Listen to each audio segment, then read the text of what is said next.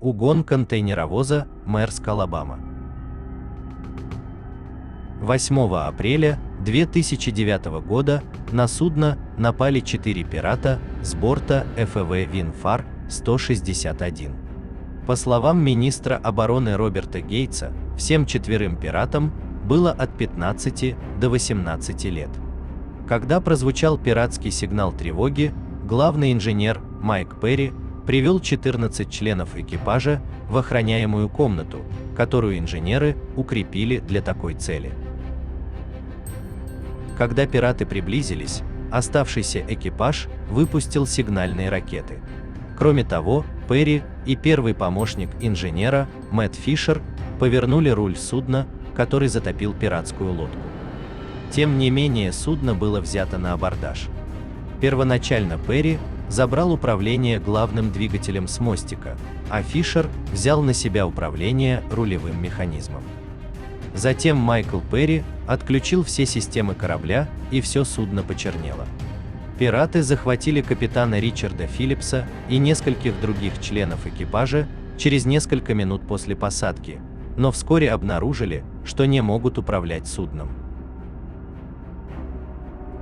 Майкл Перри остался снаружи охраняемой комнаты, поджидая с ножом в руке, пока пираты не найдут пропавших без вести членов экипажа, чтобы получить контроль над кораблем и предположительно направить его в Сомали.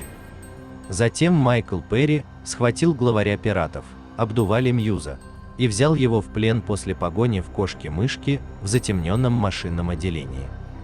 Мьюз порезал себе руку, пытаясь удержать нож Перри от шеи. Затем Мьюз связали, и его раны обработал второй помощник Кен Куин. Позже, после нескольких часов страданий, в перегретой безопасной комнате, команда попыталась обменять пойманного ими пирата на капитана. Но обмен пошел наперекосяк, и пираты отказались соблюдать соглашение после того, как команда освободила своего пленника. Капитан Филлипс сопроводил пиратов к спасательной шлюпке, чтобы показать им, как ею управлять, но затем пираты сбежали в спасательной шлюпке с Филлипсом в качестве заложника.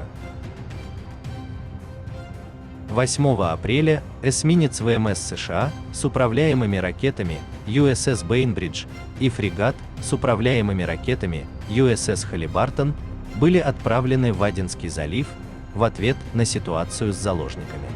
Корабль Халибартон нес на борту 2 вертолета CH-60B Seahawk. Корабли достигли Maersk Alabama рано утром 9 апреля.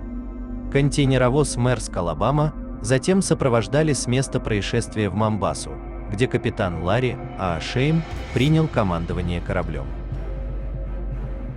CNN и Fox News цитируют источники, заявляющие, что стратегия пиратов заключалась в том, чтобы дождаться прибытия дополнительных угнанных судов с большим количеством пиратов и дополнительных заложников для использования в качестве живого щита.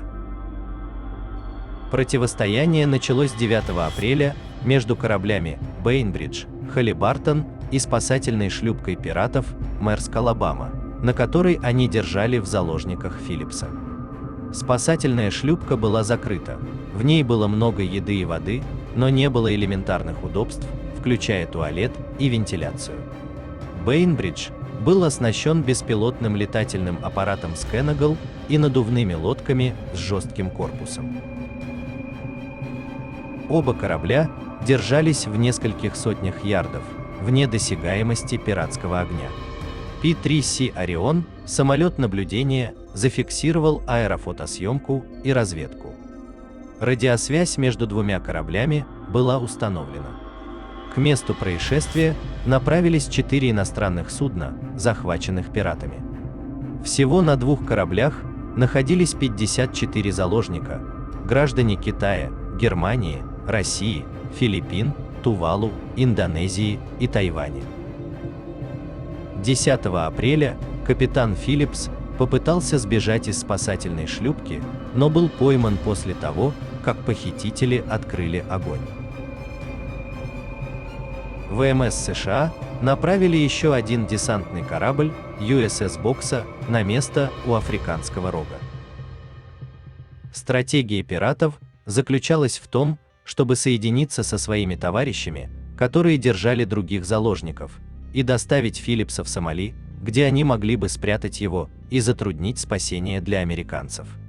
Постановка на якорь у берега позволит им быстро приземлиться в случае нападения. Велись переговоры между пиратами и капитаном корабля Бейнбридж и переговорщики ФБР по захвату заложников. Похитители также общались с другими пиратскими судами по спутниковому телефону. Однако переговоры прервались через несколько часов после того, как пираты обстреляли судно «Халибартон» вскоре после восхода солнца в субботу, 11 апреля. Американский фрегат не открыл ответного огня и не хотел нагнетать обстановку.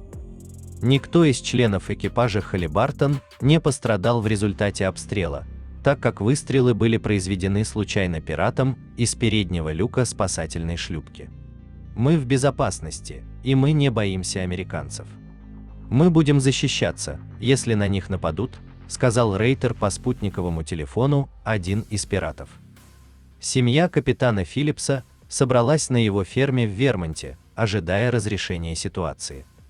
Позднее в тот же день контейнеровоз «Мэрск Алабама» прибыл в порт Момбаса под конвоем американских военных. На борту находилась группа безопасности из 18 человек. Затем ФБР охраняла корабль как место преступления. Командир USS Бейнбридж Фрэнк Кастеллано заявил, что по мере усиления ветра напряженность среди пиратов росла, и мы успокоили их и убедили пиратов отбуксировать эсминец. В воскресенье, 12 апреля, снайперы морских котиков Красной эскадрильи ВМС США, вооруженные полуавтоматическими винтовками, атаковали и убили 3 пиратов на спасательной шлюпке. Капитан Филлипс был спасен и невредимый.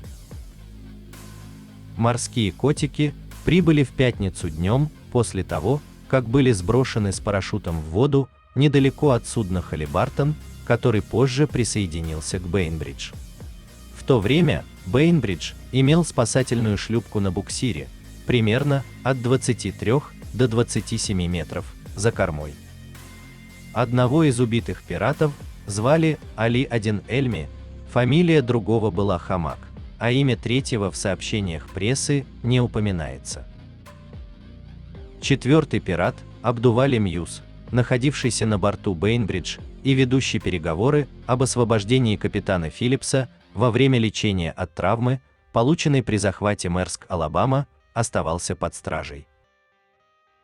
Тела 3 мертвых пиратов были переданы ВМС США неизвестным получателям в Сомали в последнюю неделю апреля 2009 года. Мьюз, выживший пират, содержался на плаву на бриге USS Бокса и в конце концов был доставлен в Соединенные Штаты, чтобы предстать перед судом. Прокуроры предъявили обвинения в федеральном зале суда в Нью-Йорке, которые включали пиратство, сговор с целью захвата корабля силой и сговор с целью захвата заложников. Адвокаты Мьюз просили судить его как несовершеннолетнего, утверждая, что на момент захвата заложников ему было 15 или 16 лет, но суд постановил, что Мьюз не был несовершеннолетним и будет судим как взрослый. Позже он признал, что ему было 18 лет, и признал себя виновным в угоне контейнеровоза, похищении людей и захвате заложников вместо обвинений в пиратстве. Он получил тюремный срок 33 года и 9 месяцев. 27 апреля 2009 года член экипажа Мэрск Алабама Ричард Хикс подал иск против своего работодателя Ottoman Steamship Corporation и Maersk Line Limited за то, что он сознательно отправил его в кишащие пиратами воды недалеко от Сомали. Хьюстонский адвокат Терри Брайант, представляющий Хикс, заявил, что судовладельцы сознательно подвергали своих сотрудников непосредственной опасности и не предприняли никаких шагов для обеспечения надлежащего уровня безопасности и безопасности своих сотрудников.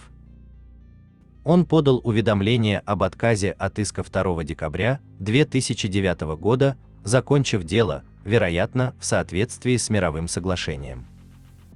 Владельцы Maersk Alabama пожертвовали 5-тонную спасательную шлюпку из стекловолокна, на которой пираты держали в заложниках капитана Филлипса, Национальному морскому музею от сил в Форт-Пирсе, Флорида, в августе 2009 года и был предоставлен National Geographic для выставки «Настоящие пираты» в Морском научном музее Нотикас в Норфолке, штат Вирджиния.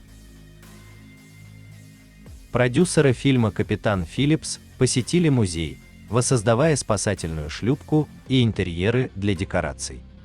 Спасательная шлюпка Maersk Alabama находится в музее. Настоящий Scan Eagle, использованный в миссии, выставлен вместе с гильзами в Музее полетов в Сиэтле.